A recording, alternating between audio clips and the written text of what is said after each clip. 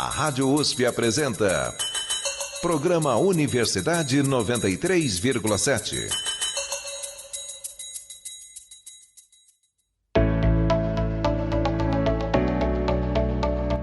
Educação em debate.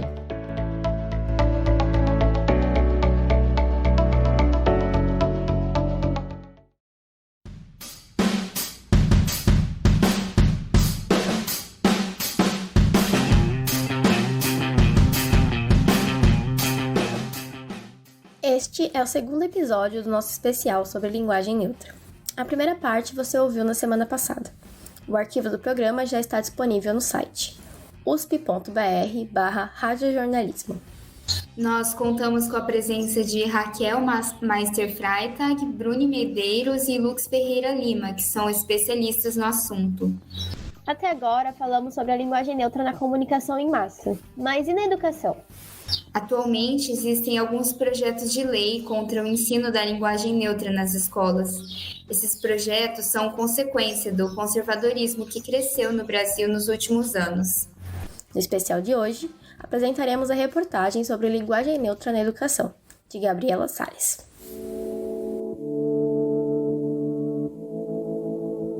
Em 2021, foram registrados vários projetos e propostas de lei que visam proibir o uso da linguagem neutra nas escolas ao redor do país. Segundo o levantamento do site Brasil de Fato, até outubro existiam 34 projetos em curso sobre o tema, apenas nas esferas estaduais. Em Rondônia, um desses projetos foi aprovado e sancionado pelo governador em 19 de outubro.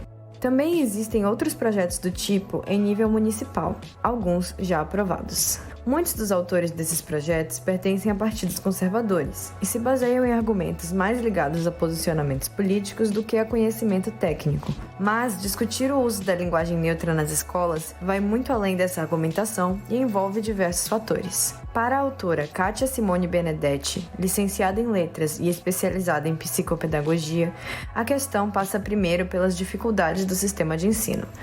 Segundo ela, com a base curricular que se tem hoje, há poucas condições para o trabalho estrutural sobre a língua. Por isso, pensar no ensino sistemático da linguagem neutra seria precipitado e pouco eficiente.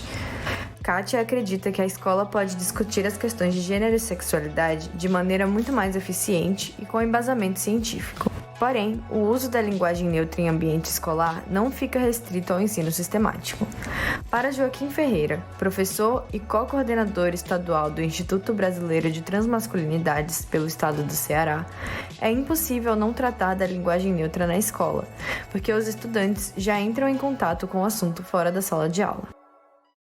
Então, como é que, dando aula para esses adolescentes que acessam a internet, que assistem filmes, que escutam músicas, que eventualmente trazem essas questões, como é que eu vou me esquivar disso dentro de sala de aula? Então, para mim, a importância de falar disso é estar na escola travando um debate que faça sentido na vivência das estudantes.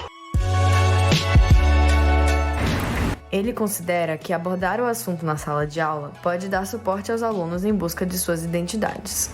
Hoje, o professor busca usar uma linguagem mais inclusiva, o que pode ser feito mesmo utilizando estruturas tradicionais da língua. Hoje é um debate novo. Isso não quer dizer que nossa língua não exista formas neutras de se falar. A nossa língua já existe formas neutras de se falar, mesmo sem pronomes e artigos da linguagem neutra. Nós temos dessa linguagem inclusiva, porque a linguagem neutra a gente já tem na nossa língua. Nossa língua permite que nós falemos de uma forma neutra sem utilizar desses pronomes. Por isso que eu digo que é uma censura boba, meramente política, né?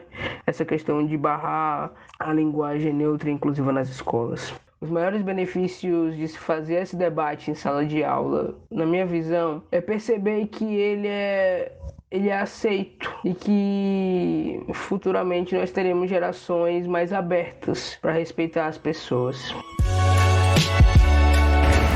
João Gomes Luiz, professor da rede pública, graduado em Letras e mestrando em Literatura Comparada pela Universidade Federal do Ceará, também acredita que o exercício de buscar uma linguagem mais inclusiva na sala de aula é positivo.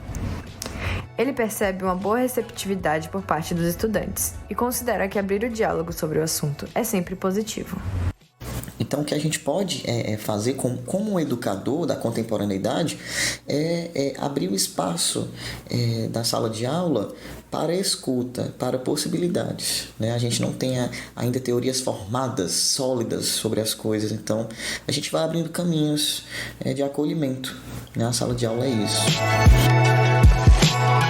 Os projetos de oposição ao uso da linguagem neutra costumam tratar do assunto de maneira sistemática, mas experiências como as de Joaquim e João mostram que construir um ambiente inclusivo e dar abertura para esse tipo de linguagem vai muito além do ensino curricular.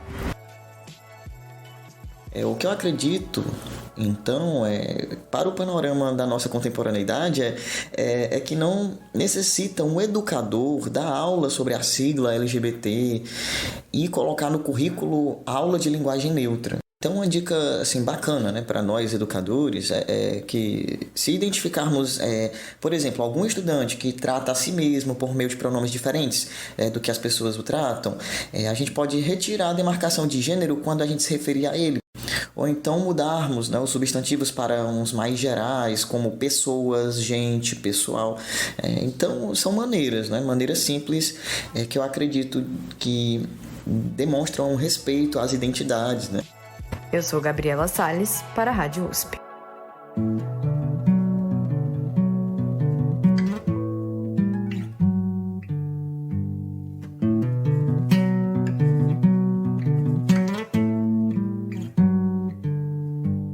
Em primeiro lugar, a gente gostaria de perguntar para vocês se vocês acham que a linguagem neutra ou uma linguagem inclusiva deve ser ensinada nas escolas e de que maneira isso deve ser feito, a partir de qual idade.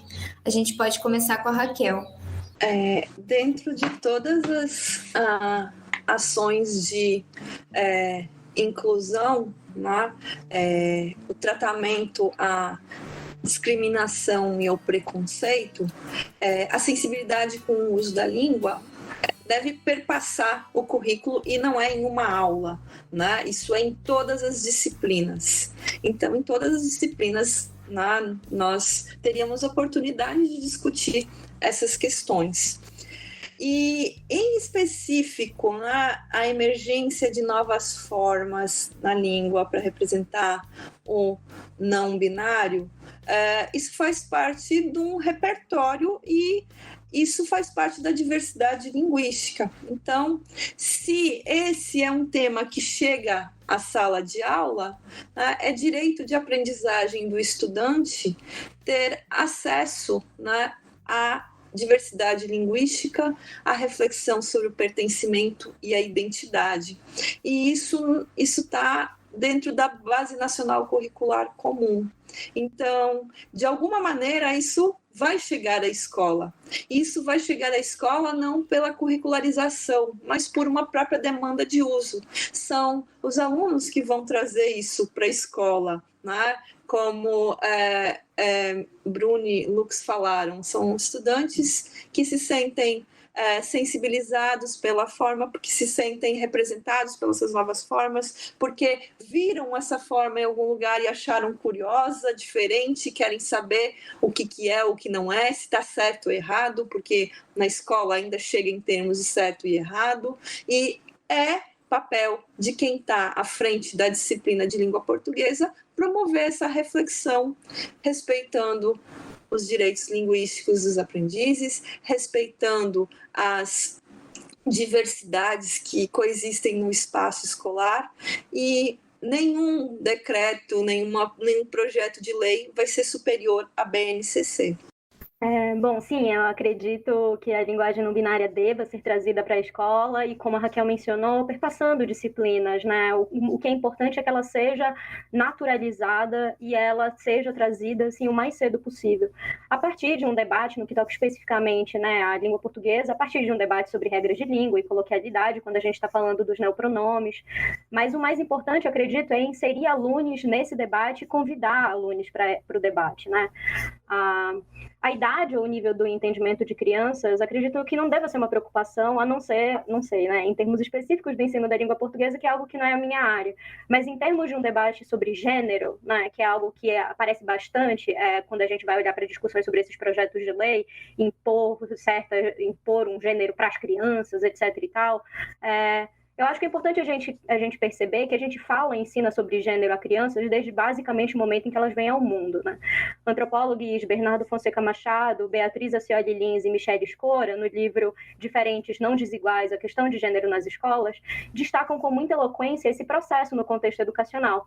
Dividir em fila de menino e fila de menina, brinquedo de menino e de menina, esportes masculinos e femininos, isso é incutir em crianças gênero, no sentido de estereótipos de masculinidade e feminilidade, regras de comportamento consideradas aceitáveis e reprováveis para cada grupo, separando pessoas em grupos, elaborando diferenças entre elas e, usualmente, desigualdades. Gênero é uma forma social e historicamente produzida de atribuir sentido e classificar coisas do mundo, de criar relações entre masculinidades e feminilidades. Mas ele não precisa ser excludente, ele não precisa ser opressor e proibitivo, ele não precisa ser binário. O seu tratamento na escola pode ser plural, inclusivo, aberto à reflexão e a diferentes formas de expressão de si e de entendimento do mundo. Obrigada pela sua opinião. Lux, agora a gente pode ouvir Bruni. Olha, eu acredito que nós devamos sim ensinar, né? Eu concordo com Raquel e com o Lux, nós devamos sim ensinar a linguagem neutra nas escolas. Não acredito que seja um tema somente das aulas de língua portuguesa, porque não estamos falando só de língua, né? Mas também estamos falando de história, de expressão, identidade, toda uma comunidade. Então, dos fatores que a contemplam e aproximam e a distanciam de outras comunidades também. Assim, o tema da não binariedade, ele pode ser expresso em quaisquer disciplinas das ciências humanas. E ao fazer isso, a linguagem neutra pode ser incluída no processo. Isso porque não se trata de ensinar como se usa a linguagem neutra e cobrar o uso dos alunos nas escolas, mas de mostrar que isso existe e, se os alunos tiverem vontade, eles podem correr atrás disso eles próprios. Então, pensa também na quantidade de pessoas trans que se identificam tardiamente enquanto trans, porque não sabiam sequer da existência de que pessoas como tal, que viviam o gênero dessa forma, existiam. Auxiliar crianças a se conhecerem, a descobrirem, a experimentarem, inclusive experimentarem com a língua portuguesa, faz parte do seu processo de amadurecimento. Então, educadores podem individualmente abordar o assunto da linguagem neutra numa aula sobre história do movimento LGBT, sobre sexualidade ou sobre diversidade e igualdade de gênero, sem precisar incluir isso especificamente num currículo, né? Então, quando eu fui convidada para falar sobre a linguagem neutra e neolinguagem no CAP UFRJ, Colégio de Aplicação da UFRJ, foi por uma demanda dos alunos sobre o tema. Eram alunos do ensino médio, primeiro e segundo ano, que viam e usavam a linguagem neutra, mas nunca tiveram uma especialista ou uma pessoa não binária explicando as teorias e práticas, bem como a história da linguagem ou das linguagens neutras e de como esse fenômeno existe em dezenas de línguas, não só no português. E isso é o que a gente pode fazer. Obrigada, Bruni, pela sua resposta.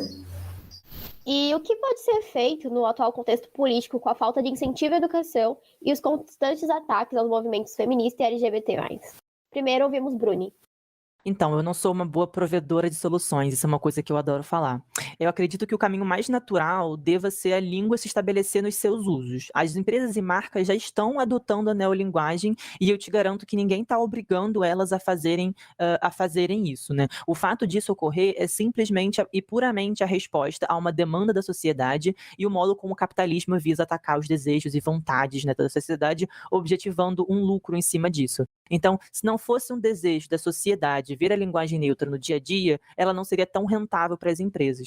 Por isso, eu acredito que o que pode ser feito é a simples e pura rejeição a projetos de lei e decretos que visem cercear a liberdade de expressão das pessoas. Impedir o uso da linguagem neutra é uma tentativa clara de invisibilizar e validar o ponto de que pessoas não binárias não existem. E você, Lux, o que pensa disso? Bom, eu acho que, assim, num âmbito talvez que expanda também, né, do contexto escolar, eu diria que valorizar e dar evidência a trabalhos de pessoas educadoras e ativistas, investir em modos comunitários e democráticos de produzir conhecimento e promover mudanças sociais, permitir que tais lutas e tentativas de difusão de conhecimento se amplifiquem.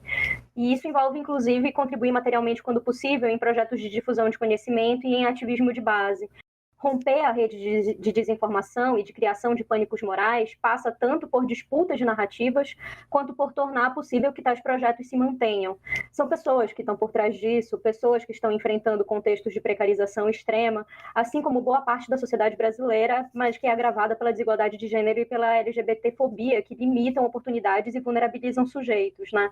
Então, tudo isso para dizer que é importante um processo de amplificação de um debate e de manutenção de um debate que já está acontecendo, né? Que já está sendo levado a cabo por pessoas pesquisadoras, por pessoas ativistas, e, no fim, assim, numa certa medida, né, permitir que esses debates sejam cada vez mais evidenciados. Raquel, você pode dar sua opinião. De acordo com o uso. O que nós podemos fazer é fazer o uso consciente, né? Quando eu digo consciente, não é o uso proselitista criminalizando, né, quem não usa ou quem usa. Eu acho que nós precisamos, né, equacionar ambos os lados. Porque, sinceramente, esses projetos de lei, para mim, eles são absolutamente inócuos. Primeiro, porque eles são inconstitucionais e já tem uma primeira decisão do STF que mostra que eles não têm razão de ser. Segundo, eles vão contra uma base nacional curricular comum que tem força maior do que eles. E por terceiro momento, é o tipo de lei que quem vai fiscalizar, né? Proíbe, mas quem vai fiscalizar? Como vai se dar esse mecanismo, né, de monitoramento? Eu posso usar pronome não binário nos meus usos cotidianos, durante minhas aulas, por exemplo. Quem vai estar lá monitorando como vai ser esse processo? Então, são projetos inócuos que, nesse momento de pandemia, né, drenam nossos recursos, né, nossa energia, né? A gente poderia estar pensando em tantas outras coisas que são mais urgentes e nós estamos vendo um assoberbamento de ações, de energia, de recursos que só demonstram o quanto essa não é uma briga linguística, não é uma briga educacional, e sim é uma briga identitária, né, por espaços de poder, né, como inicialmente Bruni, se eu não me engano, foi Bruni quem falou logo na primeira resposta, né? É algo muito mais forte, não é do que isso, é uma reação a todo um movimento de inclusão. Então, é muito mais fumaça, né, do que ação efetiva. Somos muito mais fortes, somos muito mais numerosos do que projetos de lei, né? Então, o que nós podemos fazer é resistir e continuar. Pelo menos o que eu vou fazer é continuar minhas convicções. Vou trazer esse assunto à discussão toda vez que houver brecha dentro das minhas disciplinas, né? Vou participar de debates toda vez que eu for convidada, ainda que no dia seguinte minha caixa de e-mail comece a vir com mensagens pouco abonadoras da minha reputação, mas isso faz parte. Obrigada pelas respostas, e com base em tudo que vocês falaram, né, que a linguagem neutra, a linguagem inclusiva está crescendo, vocês acreditam que ela pode se tornar uma realidade mais concreta no Brasil? A gente pode começar com o Lux. Bom, eu acredito que ela já é uma realidade, é usada por sujeitos e comunidades, está em obras de literatura, em slams, tá, né? Se há mais de 34 projetos de lei estaduais de parlamentares de direita querendo proibir seu uso, como vem sendo mencionado aqui na nossa conversa, é porque o uso vem se disseminando, tanto que incomoda a cis-heteronorma, né? A realidade não precisa significar consenso, e pessoalmente eu acredito que é melhor que haja sempre dissenso, que haja sempre debate, que haja sempre olhar por outras perspectivas. A mesmidade, a homogeneidade é um projeto de comunidade muito redutor, né? Mas que ela é uma realidade, assim, ainda que seja uma realidade que esteja sendo contestada ou que esteja sendo, né, motivo de debate, né, isso eu acho que isso não tem muito como negar, eu diria. Interessante. E qual que é a sua opinião, Raquel? A partir do momento que há registro, é uma realidade do ponto de vista linguístico, né? Do ponto de vista linguístico, não há como negar que ela é uma realidade. Agora, ela para ela, a grande pergunta que todo mundo me faz é quando é que ela vai entrar na gramática, né? Entre ser uma realidade e entrar em um instrumento normativo, há um percurso de ampliação de uso, difusão, validação, adesão em torno de construção de uma norma de prestígio, né? E esse processo ele é um pouco mais gradual. Ele não é instantâneo. O fato de ser usada torna uma realidade da língua, mas o fato de ela ser alçada ao repertório formal da língua é um passo que demora um pouco mais. Só que só vai ter possibilidade de existir um dia se houver adesão e continuidade dos usos. Então, sim, é uma realidade, não pode ser ignorada. Obrigada. E para fechar essa pergunta, eu queria ouvir a opinião de Bruni. Eu concordo com Lux e Raquel. O fato é que a linguagem neutra ela já é uma realidade no Brasil, e quem pensa o contrário, quem acredita que ela não é uma realidade, né, simplesmente não enxerga além da sua própria bolha, né? Vê que a linguagem neutra não está se materializando ali e acredita que isso não faz ela real. Mas o fato é que essa linguagem ela surge de uma comunidade, de uma camada da sociedade que a reivindica para si e para uma mudança linguística mais profunda. Mas ela não se propõe em base, em momento nenhum, ser algo dicionarizado ou ensinado nas escolas para as crianças, em termos de normativização. Crer que apenas com esses atos a linguagem neutra se torna real é ignorar do que ela se trata como um todo. Esses processos, eles são processos como fatores de consequência, mas eles não vão validar. A gente não pode dar poder e autoridade a ninguém de validar a linguagem neutra, quando que ela se torna real e o momento que ela ainda é um experimento. Ela existe por si só, e o fato de estarmos aqui já mostra como ela se materializa de forma tão complexa nessa sociedade que vivemos hoje, que ela é marcada por ideologias e opiniões tão extremistas e tão polares, né? Em polos tão opostos. Então, estamos aqui debatendo a linguagem neutra, falando sobre ela, e isso por si só já mostra como que ela é uma realidade. Muito obrigada pelas respostas, Lux, Raquel e Bruni. E agora a gente tem uma última pergunta para fechar.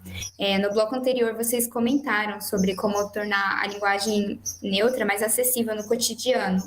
Mas o que é preciso fazer para torná-la popular e atingir camadas social e economicamente desfavorecidas da sociedade, que muitas vezes não têm acesso à educação? A gente pode começar com a Raquel. De novo, a resposta é o uso. Para uma mudança, né, ser difundida, ser espraiada, uma mudança linguística ser difundida e espraiada, ela precisa ser usada, e a partir disso ela vai chegando. Não vai ser por uma imposição, vai ser por uma consciência, né? Olha, eu ouvi isso, isso é diferente do que eu estava acostumada a ouvir. O que isso quer dizer? Sim, isso faz sentido para mim. Ou não, isso não faz sentido para mim ainda. Mas aí outra pessoa usa outra. Em um dado momento, essa forma vai sendo incorporada inconscientemente. Então, isso só vai acontecer por meio de uso. E o uso depende da adesão. Então, é nesse sentido, né? Não é uma questão de normatização de cima para baixo que vai fazer com que isso atinja todos os grupos. Isso vai ser aos poucos e pelo uso. Eu só vejo essa saída como uma saída efetiva com base na minha perspectiva de estudo, trabalho dentro da sociolinguística, né? E é onde eu consigo opinar. Obrigada, Raquel, pela opinião. E o que você acha, Bruni? Olha, eu posso não ser especialista no assunto de popularização, mas crendo nessa perspectiva que me parece um pouco equivocada, a gente precisa entender que as pessoas não precisam saber a linguagem neutra. E é necessária uma consciência de que isso não altera a vida de muita gente. A linguagem neutra, como uma proposta inicial, ela sempre se destinou a representar a comunidade não binária e pessoas de gênero não conforme. Entretanto, diversos movimentos podem ser favorecidos pela não marcação do gênero no discurso, e esse é um dos grandes ganhos e avanços, um dos grandes progressos que a neolinguagem ganhou, né? Ela conquistou ao longo do seu processo histórico de formação e construção e evolução. Partindo desse pressuposto de que ninguém precisa saber e aprender a linguagem neutra e aprende quem tem interesse e necessidade, a gente precisa entender que tornar pessoas não binárias visíveis ou rejeitar o processo de invisibilização já seja talvez o suficiente para que o assunto paulatinamente corra na boca do povo. Então, vamos pensar quantas celebridades não binárias nós temos, não só no Brasil, mas no mundo afora. Quantos papéis de pessoas trans na TV em horário nobre existem ou já existiram. O apagamento, ele é histórico, e a reparação, ela não precisa ocorrer de uma forma impositiva. Pensamos de um jeito assim: se as pessoas não binárias existem na vida real, se as pessoas não binárias existem e nós temos consciência disso hoje, por que nós não a vemos na TV? Certamente o tópico da ideologia conservadora não vai poder ser ignorado. A resposta nós sabemos por que nós não a vemos na TV. Não é como se a política de controle de corpos não delimitasse os espaços em que podemos ou não existir e coexistir. Então, como que podemos torná-la popular? Vai ser com um enfrentamento muito grande, mas vai ser com a naturalização dos corpos e das identidades não binárias acima de tudo. E o modo como essa comunidade, essa população se manifesta através da língua no discurso.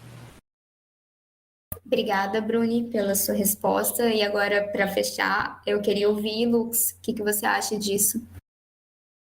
Bom, eu acho que é importante salientar que uma crítica comum à linguagem não binária é que ela é elitista, né? De novo, de jovens americanizados, de pessoas presas em uma bolha, e que não seria compreensível a pessoas de grupos economicamente desfavorecidos. Bom, talvez alguns não pronomes, talvez em uma determinada dinâmica argumentativa, sim, mas essa é uma crítica que pode ser tensionada. A linguagem é reinventada e complexificada nas mais diversas camadas da sociedade a todo momento e a partir de diferentes dimensões. Eu acho que o principal exemplo é o pajubá, que é essa linguagem travesti trans, com raízes em religiões de matriz africana e na sociabilidade de rua. E não só separada de centros hegemônicos, mas que também é usada para se proteger de e resistir a ele, ainda que ela venha sendo, né, cada vez mais visibilizada e etc. e tal. Mas isso tudo para dizer que a gente não pode pressupor que esse debate é inalcançável e inacessível a determinadas camadas da sociedade, que ele não esteja acontecendo e que determinadas pessoas terão mais dificuldade de compreensão do que outras. Ele muito provavelmente está assim acontecendo, ainda que em outros termos, como uma série de pesquisas sobre universos simbólicos e falas populares em ciências sociais nos mostram. Então, sim, é importante, né, a gente disseminar debate, a gente trazer informação através da mídia e nas escolas, como foi mencionado nas reportagens, inclusive, né, pelo Joaquim e pelo João, né, educadores. Mas eu não sei se esse é um processo de atingimento, né, que precisa se dar com uma atenção particular, sem a gente pensar, né, de modo, assim, sem a gente partir de um interesse numa difusão ampla e democrática. Inacessível por inacessível, eu acho que é muito mais difícil fazer sentido muita coisa da norma culta do português, na verdade. Mas pressupor que essas discussões não estejam acontecendo, eu acho que talvez seja um erro.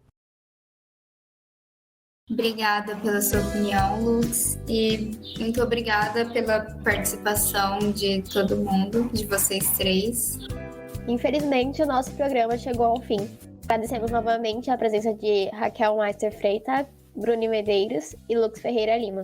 E obrigada a quem nos acompanhou aqui no Universidade 93,7.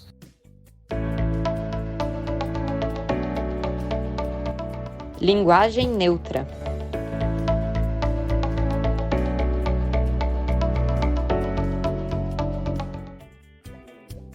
A coordenação desse programa é de Gabriela Caputo, a produção é de Isabel Teles, as reportagens são de Gabriela Salles e Júlia Carvalho, a edição é de Eduardo Passos e o roteiro e a narração são de Vanessa Evelyn e Karina Taraziuk.